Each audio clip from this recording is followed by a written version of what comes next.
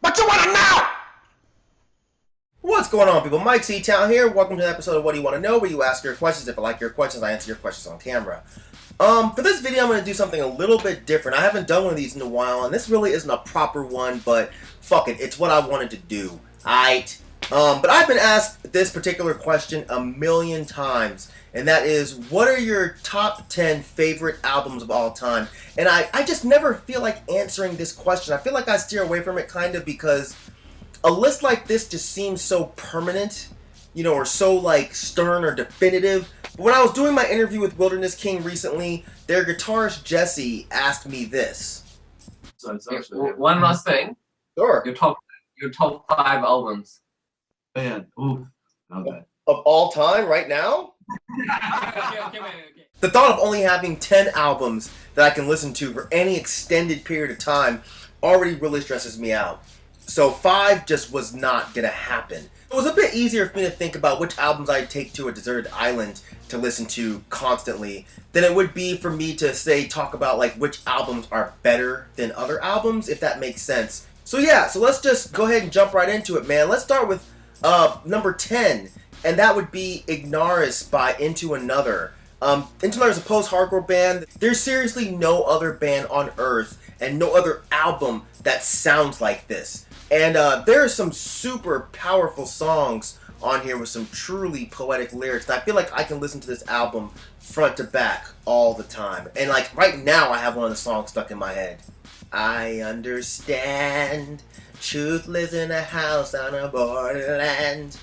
Next album, Emperor, Anthem to the Welcome at Dusk. This is my all-time favorite black metal album. I don't give a fuck. I don't give a fuck what anybody says. I know people lean on In the Night Side Eclipse when it comes to the preferred Emperor project, but there's always been something about this album for me. The production, the vocals, the guitar work, the drumming, like all of it is just so perfect. And The Loss and Curse of Reverence is seriously one of my favorite black metal songs of all time.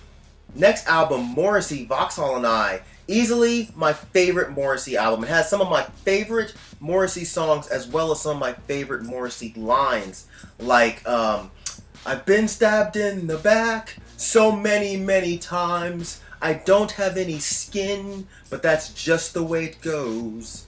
Love that shit. Or my other favorite line, which is probably my all-time favorite Morrissey song and lyric.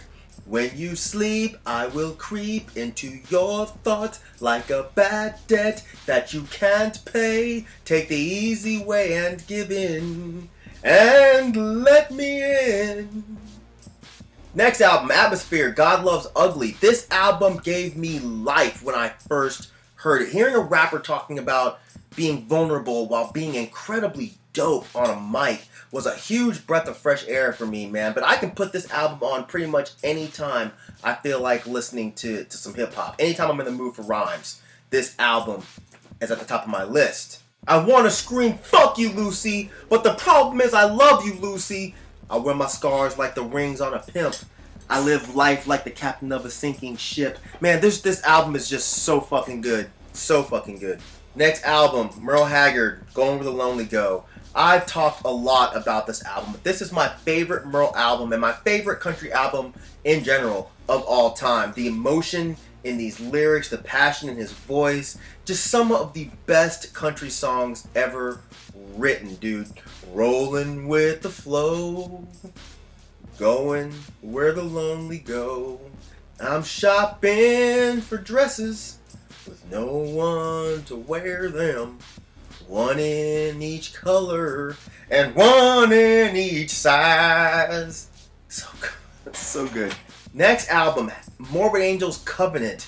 In my opinion, this is the best death metal album ever written. I'm sure that's very controversial, and that's okay, but for me, this is my number one. From the riffs, to the almost muddy production, to the vocals, to the drumming, like every component of this album is just flawless to me. Every song is absolutely crushing, but anytime I'm in the mood for death metal, this always comes into mind.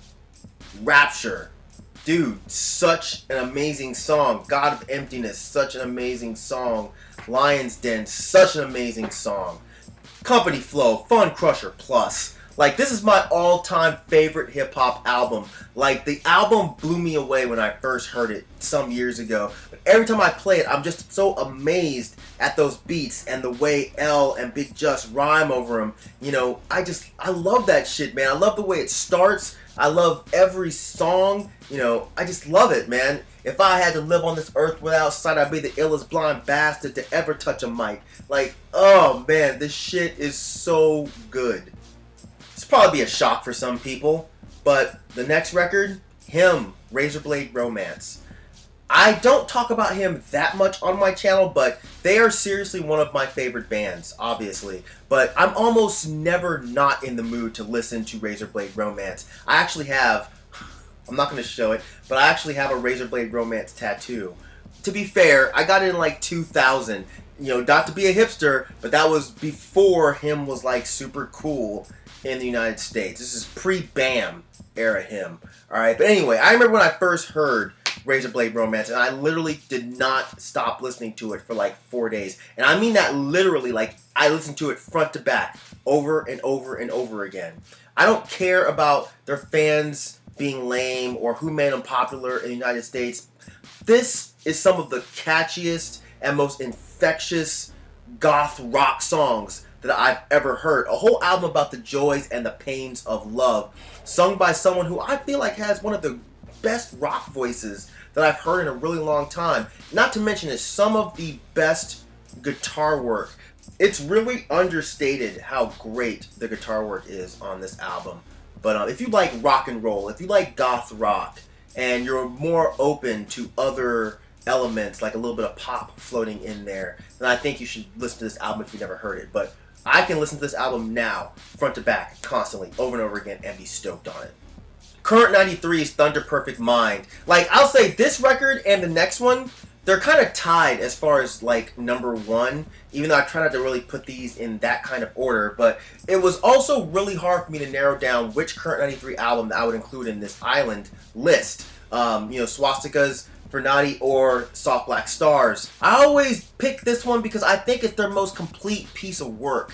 This one would get played more than any of the other Current 93 albums because this is some of David Tibet's best lyrical and vocal performances, and it's definitely some of Michael Cashmore's best guitar work. He's my favorite guitar player when it comes to like neo-folk, and what he does on this album is absolutely gorgeous. The song structures and the songs themselves are just incredible and moving, like In the Heart of the Woods and What I Found There, or A Silent Song, or The Descent of Long Satan and Babylon Are Moving. So fucking good. Just an incredible album.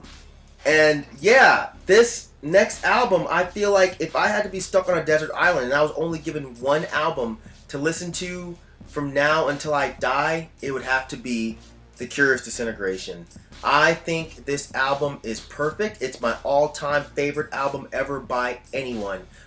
It's dark, it's gloomy, and it's just incredibly well laid out, incredibly played. I'm never not in the mood to listen to this album. I could put this on and listen to it over and over and over and over again, which I've done so many times in my life, believe me.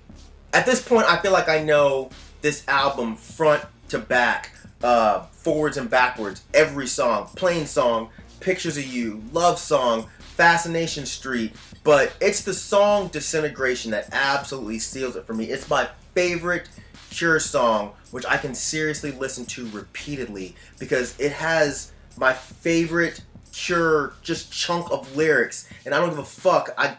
Now that I know that I'm breaking to pieces, I'll pull up my heart and I'll feed it to anyone. Crying for sympathy, crocodiles cry for the love of the crowd, and 3 cheers for everyone. Dropping through sky, through the glass of the roof, through the roof of your mouth, through the mouth of your eye, through the eye of the needle. It's easier for me to get closer to heaven than ever feel whole again. Dude, seriously, like every time I hear that song, I get emotional. I'm not gonna fucking lie. So, yeah, that song totally seals it for this album being just my favorite album of all time. I love it. So that's it. I'm sure that my list is going to bother some people because my list is not going to match the list that they would take to their desert island. But for the record, this is my fucking desert island, alright? Not yours. You can take whatever albums you want to your desert island. live with them, love them, whatever you want. But when I'm on my island trying to fuck a monkey, these are the albums that I want in the background playing. I want the fucking Cure love song playing while I'm trying to get me some fucking monkey love. I'm done. Because this video is going to go in some really fucked up directions if I leave this fucking camera on. So I'm going to end it there because I'm tired, and to be honest, I might be getting a little tipsy off of this shit. Alright, so, hey man, if you have not watched the Wildernessking interview, make sure you guys go do that. And that's it. As usual, thank you for living, thank you for loving, thank you for being you, and I will see you guys next time. Alright? Peace, bitches!